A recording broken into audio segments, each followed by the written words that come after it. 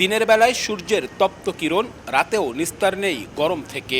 ঘরে বাইরে সবখানেই আগুনের হলকা, যেন অগ্নিমূর্তি ধারণ করেছে প্রকৃতি। গত ৩ দিন ধরে খুলনা ও এর আশেপাশের বিভিন্ন জেলায় বইছে তীব্র দাবদাহ।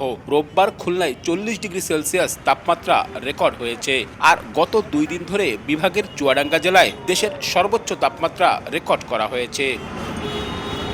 আবহাওয়া অফিসের পরিসংখ্যান বলছে ২০২০ সালে খুলনায় সর্বোচ্চ ৩৪.৪, ২০২১ সালে সর্বোচ্চ ৩৬.৪, ২০২২ সালে সর্বোচ্চ ৩৫.২, ২০২৩ সালে সর্বোচ্চ ৪১.৩ আর ২০২৪ সালে সর্বোচ্চ ৪২ ডিগ্রি সেলসিয়াস তাপমাত্রা ছিল। অর্থাৎ প্রতি বছর গড়ে ১ ডিগ্রি সেলসিয়াস তাপমাত্রা বৃদ্ধি পাচ্ছে।